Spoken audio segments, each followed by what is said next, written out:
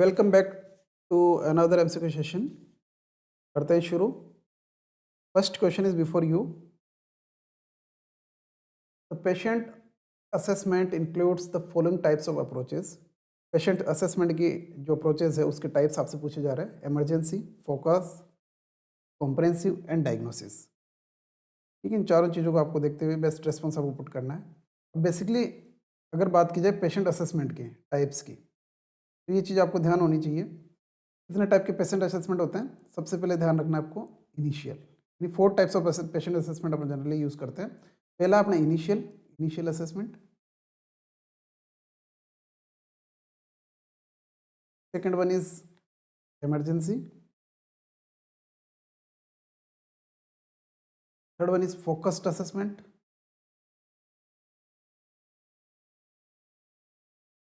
And fourth one is time lapsed assessment. ठीक है, 4 type के पेशेंट असेसमेंट की जो अप्रोचेज है अपन जनरली यूज़ करते हैं। ऑप्शन में आपको 4 में से 2 दी गई है और 2 जो है, यानी emergency and focus assessment upon generally patient assessment के लिए यूज़ करते हैं, और कॉम्प्रहेंसिव और डायग्नोसिस जो है अपन इसमें जनरली यूज़ नहीं करते हैं। यानी ए और बी, यानी ऑप्शन ए जो है आपका इसमें राइट ऑप्शन हो जाएगा। अब बात कर लेते हैं एक एक असेसमेंट की।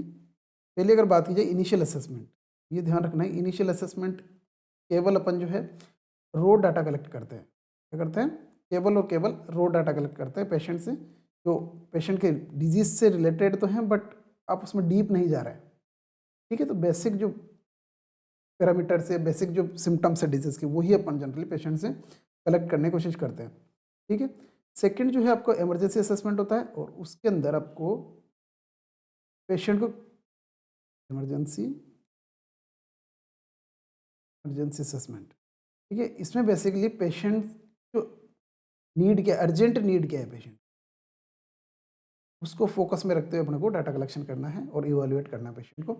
और बेसिकली और अगर बात की जाए इसमें, और इसको अपन और डीप में जाएं, तो ओवरऑल देखा जाए तो A B and C, airway, breathing and circulation पे फोकस अपना को रखना है।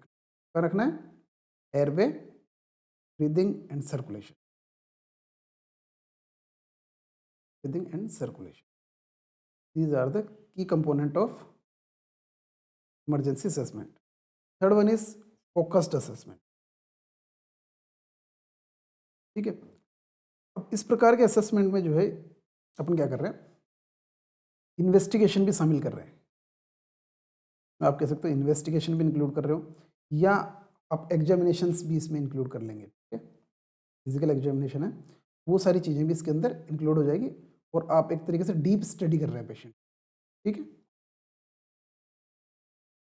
And last one is time lapsed assessment.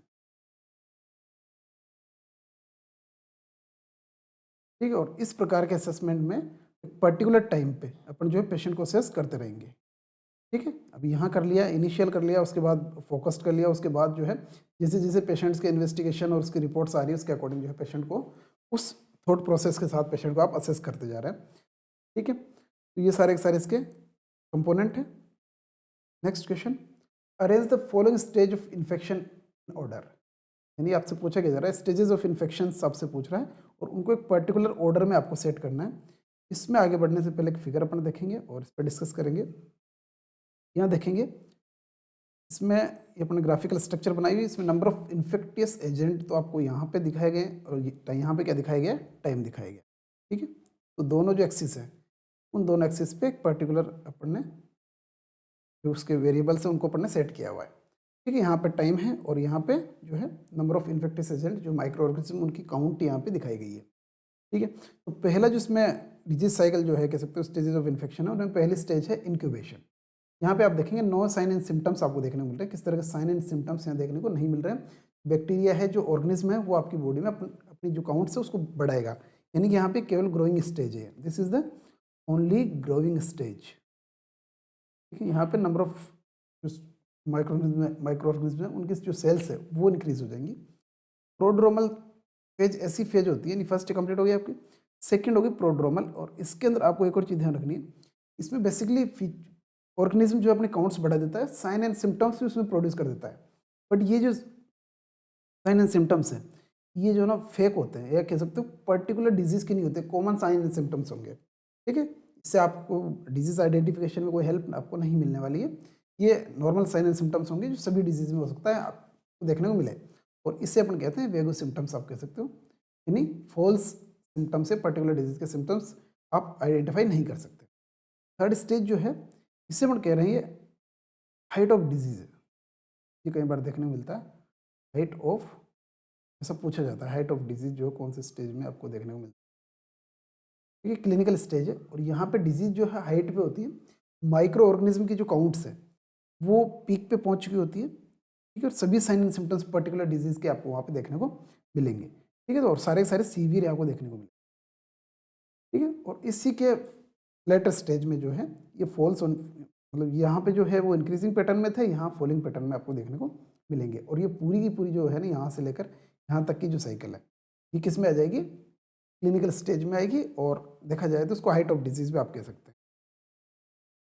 कि आगे की जो स्टेज है उसे कन्वल्सेंट स्टेज पीरियड कहेंगे या स्टेज कहेंगे। यहाँ पे सेम इंक्यूबेशन या कह सकते हो प्रोड्रोमल की स्थिति में रहेगी, सिम्टम्स जो है धीरे धीरे सबसाइड होने लग जाएंगे, और अपना एक विशेष कह सकते हैं पर्टिकुलर जो है सिम्टोमेटिक वो नहीं रहेंगे, ठीक है? हल्के फुल्के सिम्टम्स रहेंगे, और थोड़े दिन बाद वो भी एकदम से खत्म हो जाएंगे। इस तरीके से डिजीज अपने एक साइकिल कंप्लीट करती है, और इसमें उस साइकिल का एक ऑर्डर आपसे पूछा गया है। क्या पूछा गया? पर्टिकुलर क्वेश्चन आपका क्या है, यहाँ पे ऑर्डर पूछा गया है। तो सबसे पहले आपको क्या देखने को मिलेगा? इंक्यूबेशन होगा। Second one is prodromal. यहाँ पे माइक्रो ऑर्गेनिज्म की संख्या केवल बढ़ रही है, बट कोई साइन सिम्टम्स नहीं है। यहाँ साइन सिम्टम हैं, बट वो पर्टिकुलर डिजीज़ के नहीं है, ठीक है? यानी उसके बेसिस पे आप जो है उसको आइडेंटिफाई नहीं कर सकते डिजीज़ क्या है। क्लिनिकल स्टेज पे जो है सिम्टम्स प्रॉपर है, बस आपको अलग से आइडेंटिफाई करने की जरूरत नहीं पड़ेगी। यहाँ पे पर्टिकुलर डिजीज़ के पर्टिकुलर सिम्टम्स आपको देखने को मिलेंगे, ठीक है? यहाँ कन्वल्सेंट स्टेज में वापस जो है सब आपके सिम्टम्स सबसाइड हो जाएंगे, यानी कि this is the fourth order, ये कह सकते हो फिर फोर्थ सिम्टम्स रहेगा, मतलब फोर्थ स्टेज ऑफ साइकिल रहेगा ये। तो आपको देखना है सी सबसे पहले आना है, ऑप्शन सी जो है इसमें सी सबसे पहले है, उसके बाद ए है यानी प्रोड्रोमल है, उसके बाद आपका क्लिनिकल स्टेज आएगी, last one is convulsant stage, यानी ऑप्शन सी जो है इस पर्टिकुलर क्वेश्चन का आंसर हो सकता होगा यहाँ पे। Next, in India as per RCH reproductive child health program है, विच उसके अंडर या उसके अंतर्गत आपसे पूछा गया है, और स्पेशली इन इंडिया पूछा गया, which one of is the first referral unit, यानी FRU खूब सुना है आपने, फर्स्ट रेफरल यूनिट, ये कौन सी होगी? RCH के अकॉर्डिंग जो है, रिप्रोडक्टिव एंड चाइल्ड हेल्थ के अकॉर्डिंग FRU क्या हो सकती है? फर्स्ट रेफरल यूनिट क्या होगी? सब सेंटर होगा, प्राइमरी हेल्थ सेंटर होगा, कम्युनिटी हेल्थ सेंटर होगा, या फिर रीजनल हॉस्पिटल होगा, ठीक है? अब एक ये चीज़ अपने खूब सुनिए, कि जो भी इसमें आंसर पुट करेगा CSC करेगा, बट इस तरीके इस क्वेश्चन को और भी दूसरे तरीके से पूछा जा सकता है, वो चीज़ अपने को पता होना चाहिए। एक आइडियल FRU का मतलब क्या होता है? आइडियल FRU क्या होगी? क्योंकि इसके कुछ क्राइटेरियाज हैं, के ऊपर लेटर ऑन डिस्कस करेंगे, बट फिलहाल आपको इतना समझना है कि कोई भी जो हॉस्पिटल सेटिंग जहाँ पे या हॉस्पिटल का वो एक ऐसा टाइप या ऐसा पैटर्न जहाँ पे सर्जन अवेलेबल हो, मेडिसिन अवेलेबल हो, OBG एंड पीडियाट्रिशियन। अगर अपन मोटे मोटे बात में किया जाए, या मोटे भाषा में बात की जाए, तो चारों जहाँ अवेलेबल है वही सेंटर FRU हो जाएगा। कैसे हो जाएगा? देखो, ऑब्स्टेटिशियन रहेगा, गायनेकोलॉजिस्ट रहेगा, और वो क्या करेंगे? LSCS कर पाएंगे ना? पीडियाट्रिशियन रहेगा, वहाँ पे NICU होगा। नहीं, आपको ये ध्यान रखना है कि ऐसी फैसिलिटी जहाँ पे LSCS की फैसिलिटी हो, नॉर्मल लेबर तो होनी चाहिए, LSCS की फैसिलिटी भी हो और NICU भी अवेलेबल हो, एक सेटिंग तो ये होनी चाहिए। दूसरी जरूरी चीज़, ब्लड बैंक की फैसिलिटी होनी चाहिए। ये तो मोटे मोटे फैक्टर्स हैं जिनको आपको याद रखना है, ये कि फैसिलिटीज है वहाँ पे अवेलेबल होनी चाहिए FRU के अंदर। और इसको अगर देखा जाए तो पर्टिकुलर ये स्पेशल ये जो है की कंपोनेंट है जो एक आइडियल FRU के अंदर प्रेजेंट होने चाहिए।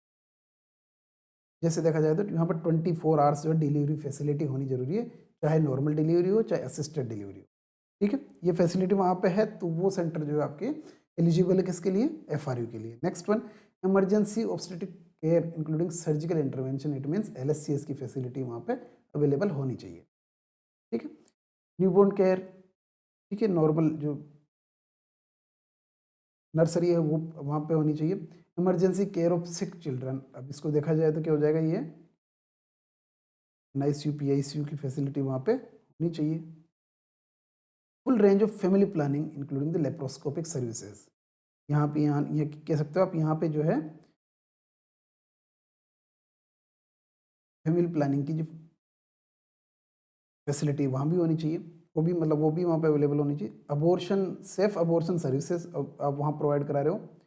Treatment of STI and RTI, blood storage facility, laboratory services and the referral services, transport जो है वहाँ पे अगर कह सकते हैं कि एम्बुलेंस सर्विसेज भी वहाँ पे अवेलेबल होनी चाहिए।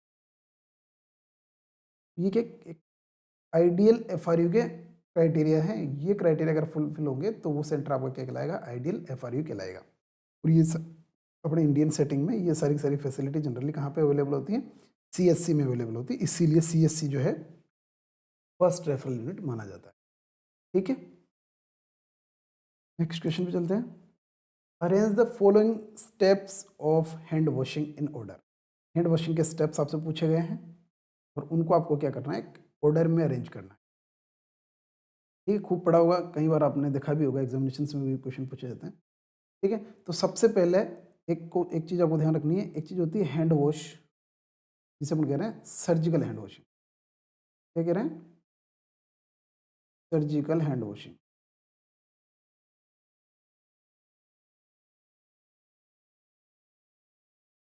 ठीक है, एक होती है आपके हैंड हाइजीन। एक चीज़ तो ये है कि सबसे पहले आप इन दोनों के अंदर अंतर करना आपको सीखना पड़ेगा। ठीक है, hand washing generally surgical procedure से पहले की जा रही है, और हैंड हाइजीन जो है वो बेसिकली अपन जो है हैंड स्क्रब जो करते हैं, क्या करते हैं, जिसे अपन कह सकते हैं हैंड रब भी आप कह सकते हैं, हैंड रब जो आप यूज़ कर रहे हैं उसको अपन हैंड हाइजीन की कैटेगरी में रखेंगे, और बाकी जो है आप हैंड वॉशिंग की कैटेगरी में रखेंगे। अब hand wash, surgical hand washing जब भी करेंगे तो ये स्टेप्स बेसिकली आपको फॉलो करने हैं। पहला जो स्टेप है वो क्या होगा, रब पाम टू पाम। ठीक है, पाम टू पाम रब करना है। ये सबसे पहले अगर वैसे देखा जाए तो आपको जो है हैंड को वेट करना है, वेट करने के बाद उस पर सोप को अप्लाई करना है। ठीक है, उसके बाद आपको जो अच्छे से उसको पूरे हैंड पे अप्लाई करना है। भाई ठीक है, ये 3 तो बेसिक कंसर्न है जिसको आपको अलग से याद रखना है, ये इस स्टेप में शामिल नहीं होता है। ठीक है, तो ये तो आपको अलग से ध्यान रखना है।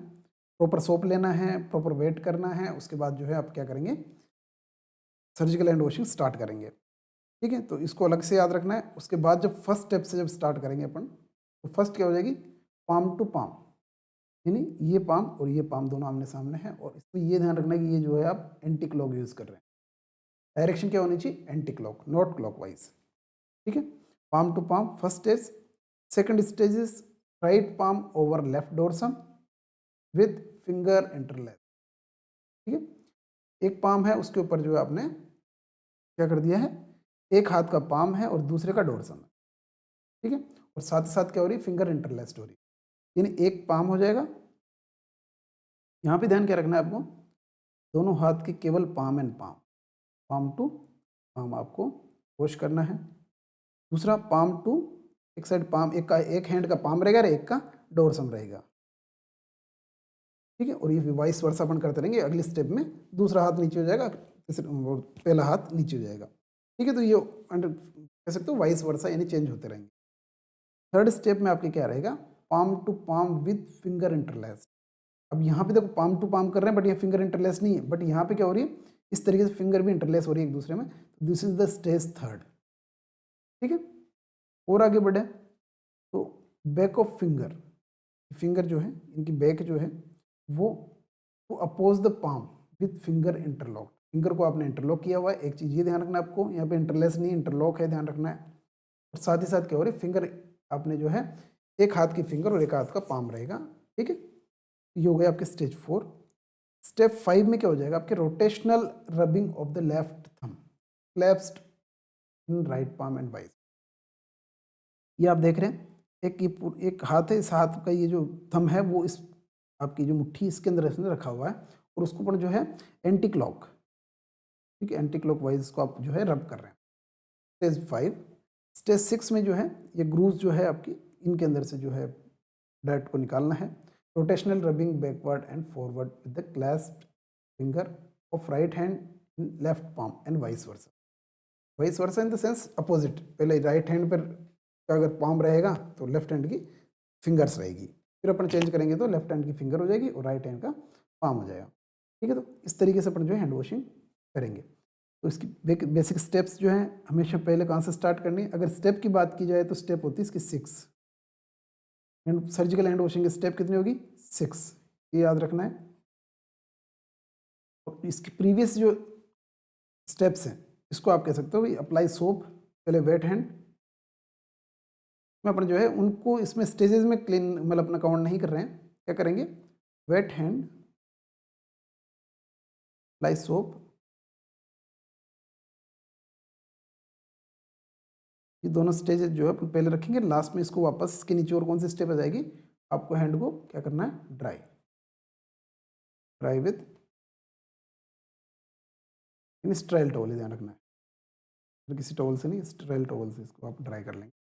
ठीक है, तो ये इसकी स्टेप जनरली ये सारा प्रोसीजर जो है वो सर्जिकल हैंड वॉशिंग में अपन यूज़ कर रहे हैं। बट अगर स्टेप की बात की जाए तो केवल ये 6 स्टेप इसमें काउंट होगी और इसमें आपको कहीं भी चूकने की जरूरत नहीं है।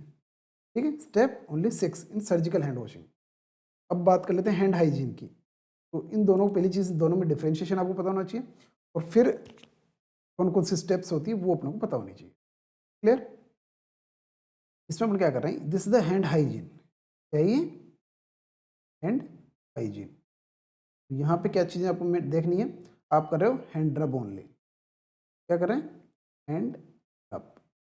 इसमें या तो क्लोरेक्सिडिन यूज़ कर रहे हैं या स्प्रिट आप यूज़ कर रहे हैं, और मानी इसमें वाटर आप यूज़ नहीं कर रहे हैं। और ये कब कब करनी है ये भी एग्जाम में क्वेश्चन पूछे जाते हैं। तो हैंड हाइजीन के अगर स्टेप्स पूछे जाए तो दीज आर द 5 स्टेप्स। ये अगर आप सीधा भी कई बार एग्जाम में पूछ लिया जाता है तो सर्जिकल हैंड वॉशिंग के स्टेप्स कितने हो गई? 6, और हैंड हाइजीन के स्टेप्स कितने हो गए? 5। अब 5 कौन कौन से स्टेप हो गए? बिफोर टचिंग द पेशेंट, कोई पेशेंट उसको टच करने से पहले आपको हैंड रब करना है, और आफ्टर टचिंग द पेशेंट। ठीक है, पेशेंट को टच करने से पहले और पेशेंट को टच करने के बाद, दो चीज़ आपको याद रखनी। तीसरा, बिफोर प्रोसीजर, कोई भी प्रोसीजर आप कर रहे हैं, जैसे आप जो है कैथेटर केयर कर रहे हैं, राइल्स ट्यूब डाल रहे हैं, कोई भी प्रोसीजर आप कर रहे हो उससे पहले हैंड रब करना है और प्रोसीजर कंप्लीट होने के बाद हैंड रब करना है। ठीक है ना? 1 2 3 4 एंड 5। और कोई भी सराउंडिंग अगर आपने पेशेंट की टच की है उसके बाद भी आपको हैंड रब करना ही करना है। इसको वापस से याद करेंगे। Before touching the patient, after touching the patient, before procedure, after procedure, and before after touching the surroundings of the patient. Patient की सराउंडिंग्स आप टच कर रहे हो उसके बाद भी आपको हैंड रब करना है। ठीक है, चलते हैं नेक्स्ट क्वेश्चन में। Number of death of children under the first 28 days of life. Life के फर्स्ट 20 डेज के अंदर अगर डेथ होती है पर 1000 live birth per year is known as, ये आपको बताना है। पर ईयर पूछा जा रहा है। 100 लिविंग बर्थ थी, सॉरी 1000 लिविंग बर्थ थी, और उस 1000 लिविंग बर्थ में से फर्स्ट 28 डेज में कितने बच्चों की डेथ होती है? चीज़ को आप क्या कह रहे हो, या वो जो आपको स्टेटिक्स है उसको आप क्या कहेंगे? वो आपके कहलाएगा neonatal mortality rate. Best response तो क्या हो जाएगा? NMR। क्योंकि ये जो एज है बर्थ टू 28 डेज में क्या क्या कहोगे आप उसको? न्यूनेट ही कहेंगे ना। तो ये जो है न्यूनेटल मोर्टेलिटी रेट आपकी क्या। ठीक है, और इसमें अपन ने 1000 लिविंग बर्थ, जनरली स्टेटिक्स अपन निकालते हैं तो उसमें ध्यान रखना है 1000 कब रखना है और लेग कब रखना है। ठीक है, तो 1000 वाला क्लियर हो गया। पेरिनेटल मोर्टेलिटी रेट, यानी ऑप्शन ए जो है वो तो आप क्या क्लेरिफाई कर रहा है? पेरिनेटल पीरियड में जो मोर्टेलिटी हो रही है, और पेरिनेटल पीरियड कौन सा है? After 28 days to 7th, up to 7th day of, यानी 28 वीक है। 28 वीक से लेकर 7th डे ऑफ बर्थ, ये चीज़ आपके क्या कहलाएगी, पेरीनेटल पीरियड कहलाएगा। और इस पीरियड में अगर जो है बेबी की डेथ होती है तो क्या कहलाएगा, पेरीनेटल मोर्टेलिटी रेट कहलाएगी। जबकि maternal mortality pregnancy to delivery और इन्फेंट मोर्टेलिटी रेट क्या कहलाएगी, 28 डेज से लेकर IMR क्या हो जाएगा, 28 डेज से लेकर 1 ईयर के बीच में अगर जो है लिविंग चिल्ड्रन की अगर डेथ होती है तो वो IMR में, ठीक है। चलते हैं नेक्स्ट क्वेश्चन में। The principal of primary health care, पढ़ा होगा मैंने कम्युनिटी के अंदर। प्राइमरी हेल्थ केयर के प्रिंसिपल्स कौन से हैं और उनको आपको जो है यहाँ पे ग्रुपिंग करनी है। Equitable distribution, community participation, unisectoral approach, appropriateness and continuity. Best response आपको चूज करना है। इससे पहले ये स्लाइड अपन देखेंगे। देखो principle of primary health care कौन कौन से प्रिंसिपल है, इक्वाइटेबल डिस्ट्रीब्यूशन है वहाँ पे प्रेजेंट है, कम्युनिटी पार्टिसिपेशन प्रेजेंट है, inter sectoral coordination, appropriate technology वहाँ अवेलेबल है, और फोकस ऑन प्रिवेंशन भी इसके साथ इसमें इन्वॉल्व इन्होंने किया हुआ है। ये 5 इसके की प्रिंसिपल्स हैं प्राइमरी हेल्थ केयर के, और इस क्वेश्चन में भी ये जो है आपको दिखाए गए हैं। यहाँ पे समझना ये है कि यूनिसेक्टरल अप्रोच पूछा, जबकि यूनिसेक्टरल नहीं हो सकता, हो रहा है यूनिसेक्टोरल अप्रोच पूछा जा रहा है, जबकि यूनिसेक्टोरल हो नहीं सकता।